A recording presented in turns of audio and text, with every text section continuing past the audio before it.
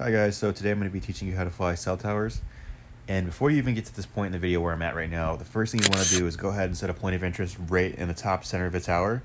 And it's super important that you try to get this point of interest as accurately in the center of the tower as possible because it's greatly going to affect how your orbits turn out.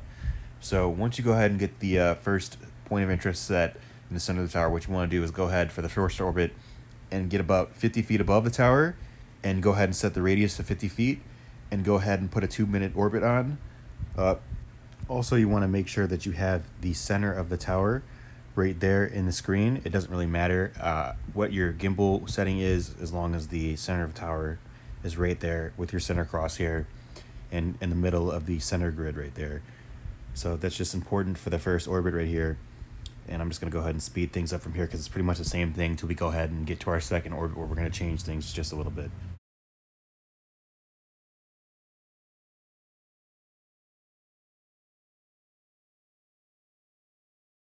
Also, as you can kind of notice, I'm trying to keep the crosshair right there on the tower. But if you're a little bit in front of or behind the tower, it doesn't really matter. Pretty much as long as the tower is almost in the center of that center grid, that's all that's going to matter when you see the final picture. So don't really worry about it too much. Don't sweat it. You're going to be fighting wind. You're going to be fighting just the controls itself are lagging sometimes because of the RF interference. So it doesn't have to be perfect. So don't worry about that.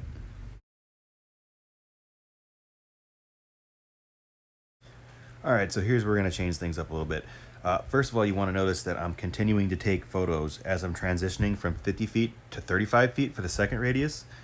And I'm still saying 50 feet above the tower for this orbit on the second radius of 35.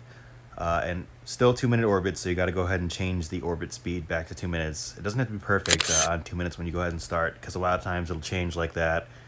And once you get it going, you just kind of got to keep messing with it until it's at 2 minutes, pretty much. So even as you start trying to set it back to 2 minutes, it always changes. So you just got to kind of be cognizant of that. And if it's a little bit above 2 minutes, like right here, it's at 2.1 minutes. I'm not really sweating it too much because whatever, you'll just get a couple extra pictures for your orbit. So as long as you're not going too fast, like 1.5 or something like that, then you should be all right. Just for the sake of time, though, I wasn't trying to take any extra pictures more than I had to. I was just trying to get it perfect at 2 minutes so I could just get the tower over as fast as possible. I had a bunch more I had to do that day, but that's besides the point. Yeah, so I'm just going to keep it at 2 times speed just to get things going a little bit faster, not take up too much of anyone's time.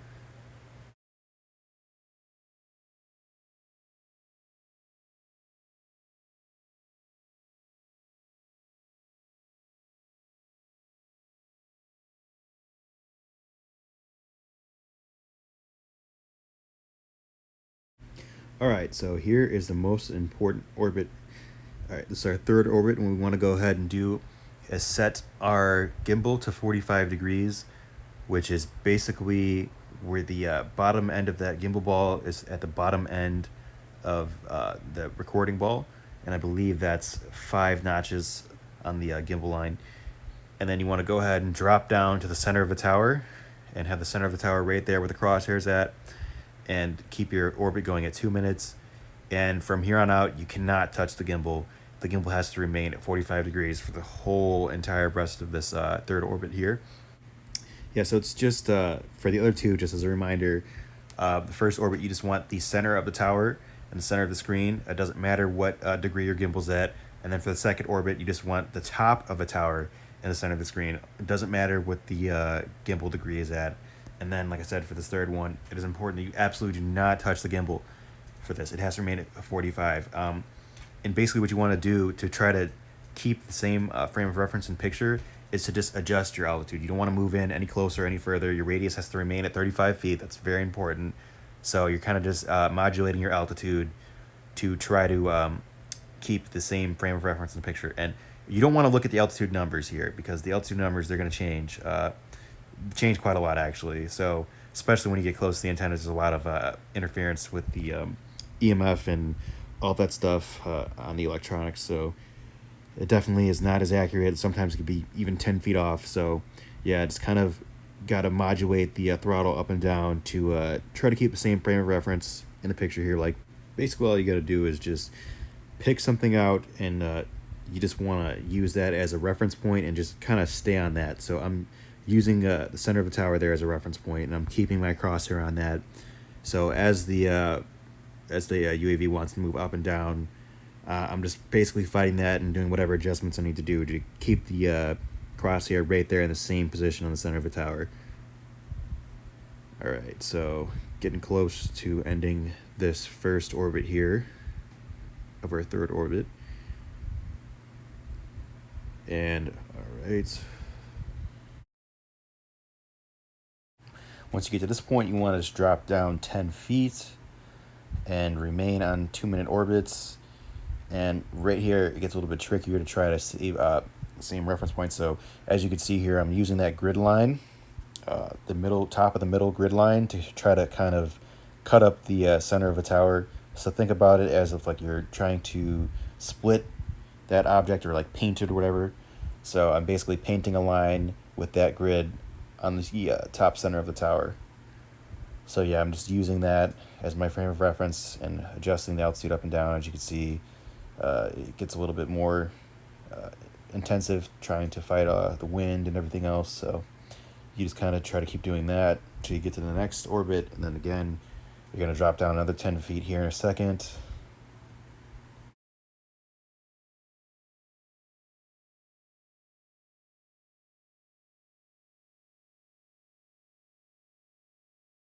Alright, and since the antennas are still on our screen, we want to keep it at 2-minute orbit. And right there, as it was autofocusing, when the little green bar came up and it started to autofocus, your screen's going to freeze. Like right there, it's freezing for a second. And what you want to do is make sure you don't put in too many inputs, because like you'll be like, oh, well, the screen's freezing and why is it not moving?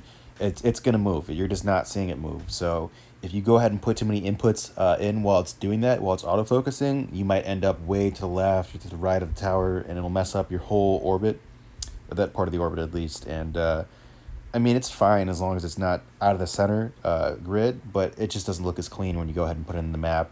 Just trying to keep it as close to that crosshair as possible makes the map way more clean. So just try to keep that in mind.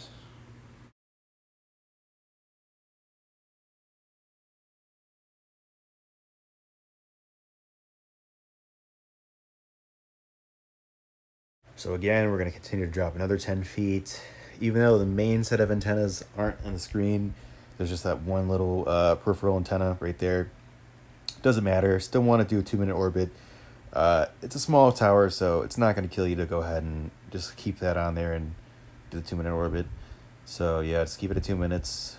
Kind of try to adjust your altitude. It's not going to be perfect. Sometimes with the interference of the antennas being right there, it makes it a little bit harder to keep your same altitude.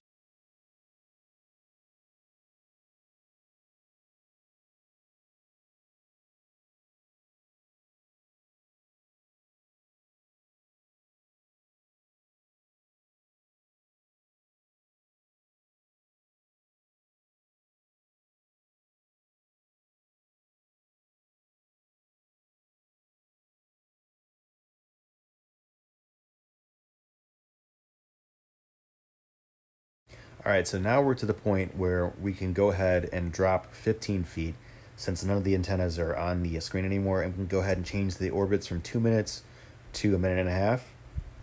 So we're just going to go ahead and do that. Here, you could be a little bit more sloppy with the orbit. It's not as big of a deal. All right, so I just went ahead and cut everything out because it was the same thing. And pretty much at this point, I got to a point where I could no longer drop down 15 feet without running into an obstacle anymore. So basically what you want to do in that case is, since we're going to the left with our orbits, you want to get to the farthest right point of the obstacle, and then go ahead and do an orbit, or go ahead and drop down another 15 feet or whatever, and then continue your orbit for as long as you possibly can without running into any obstacles. So for this, it's okay that you're not going to be able to get a full orbit on it because there's obstacles in the way. And obviously, they're going to be able to see that when they're looking at the map, or for yourself when you're looking at the map or whatever. And it's just physically impossible to be able to map with obstacles in the way anyway, so there's nothing you can even do about it. So no big deal, don't sweat it. I'm going ahead and paying attention here very closely to all these obstacles that I'm trying to deal with, like this pole right here and these power lines. And basically, when you're doing this, if there wasn't any obstacles in the way, you would just drop down till the center of the tower is right there, or the bottom of the tower is right there in the center of your screen. All right, so I went ahead and I skipped the scaling tape orbit because you might not need to know how to do that. And if you're going to be mapping just the tower and the compound, this is all you need to know how to do. So this is the compound orbit. What you want to do is go ahead and set a point of interest in the middle of the compound. And then what you want to do is make sure you can back off and see the whole compound and be high enough to avoid any obstacles. Sometimes there might be obstacles that are like, say you have like an 80-foot tree or something like that. So you might be way, way, way above, or there's power lines even. One time I had like 150-foot power lines, so I had to be literally 150 feet above the compound. So it wasn't a very detailed orbit. In that case, what you would do is you would start so that way you could go over all of the different obstacles. And then from there, you would drop down and do a second orbit as low down as you possibly can. Doesn't have to be a whole orbit, just clearing as many of the obstacles as you can, and just do like a little half orbit, kind of like what we did for the obstacle avoidance when you were dropping down for the third orbit at 45 degrees. So yeah, I'm just kind of looking at everything, making sure I'm going to clear the obstacles. And since the compound is pretty much going to be in good detail here, I'm not too high above it. I'm not too far away. I don't have to worry about doing a second orbit here. It should be enough to get a pretty detailed map with the way everything looks here. So when you go ahead and do your compound orbit, this is an acceptable height and this is an acceptable distance to be away from the tower. So you kind of have a good idea of what that is. So boom, we're good here with the compound orbit now. Also, before I forget, just a good way to know if you're an acceptable height and distance away from the compound. Basically, you're almost as close to it as possible without cutting off any of the corners of the compound. So, all right, we're moving on here. What I'm going to do next is a platform inspection. And basically, I'm showing you how I would set the point of interest right there in the center of the tower. And you're going to kind of see here in a second how I kind of got to finick around to get a perfect, or as perfect as possible, waypoint in the center of the tower. That way the orbit's not all thrown off. So yeah, it's a bit of a pain sometimes and it takes a second, but it's very important to get it as in dead center as possible, just to make everything easier with your orbits. And if you don't do it, the mapping's not going to be as clean, so you kind of just got to suck it up and deal with it.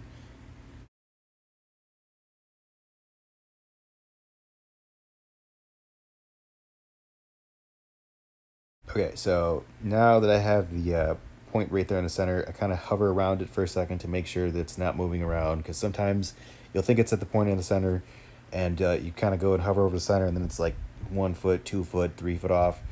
And sometimes you might have had it dead in the center, but because of the EMF interference and all that stuff, it'll throw it off. So you got to go ahead and do it again and make sure it's dead in the center. So, all right, once you do that, you go ahead and put back 30 foot for the radius, and you want the gimbal at 90 degrees. And how you know it's at 90 degrees is it'll be blue like that, and the gimbal is cut up right by the middle of that center grid. And when you do this, you want to go ahead and turn the EV up to 1.7s or 1.3 between there, to be able to make sure that you can see all the detail under the grates of the platform. And you want to set the ISO bar right there at the top edge of the platform, or just slightly above it. And it's going to be a 1.5-minute orbit for this.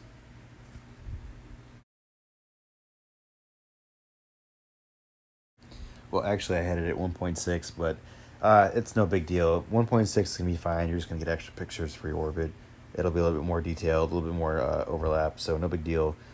But as you can see, I'm trying to kind of keep the ISO bar right there as my reference point and my line to try to cut up the top of the tower right there, so that way I can make sure I can see underneath the grates and get in all the different bolts and nuts and all that stuff, because you got to be able to zoom in and check all that stuff out and make sure it's good before so that they send someone up there to be stepping on any of that stuff. You don't want any accidents or incidents or anything like that happening.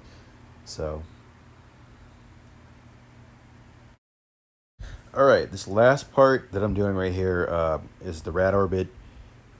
If you're not flying for a cell carrier and they're not telling you exactly where they want this orbit, then don't worry about this. But the rad orbit is basically the orbit that they want you to take where they're going to have the next set of antennas that they're trying to put up. So I went ahead and I checked out my notes to see what altitude they wanted the rad orbit to be at. And it's pretty much the same as the platform inspection, where you just keep the gimbal at 90. But with this, you're at a specific altitude they tell you to be at, and you try to just kind of keep in the same place, using a reference point. Like I'm using that black stripe right there in the tower to try to keep the crosshair there and cut that up to make sure I'm in the same place to kind of get the same pictures going, same frame of reference, whatever. And yeah, that's pretty much it.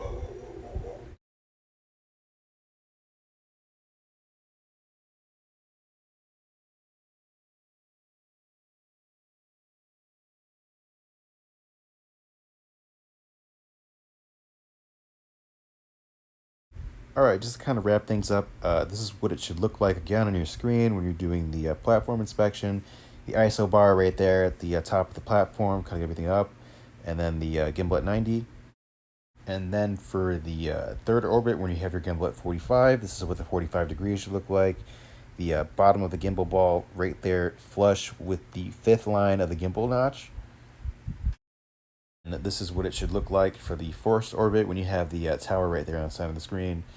That's about what the center should look like.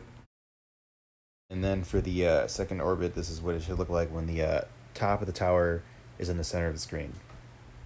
All right, these are just the notes to wrap everything up and kind of go everything from the top. So hopefully this video was helpful and you guys learned something today, and maybe you can go out and apply this for yourselves in the real world and hopefully go out there and make some money. Thanks again for watching. Take it easy, guys.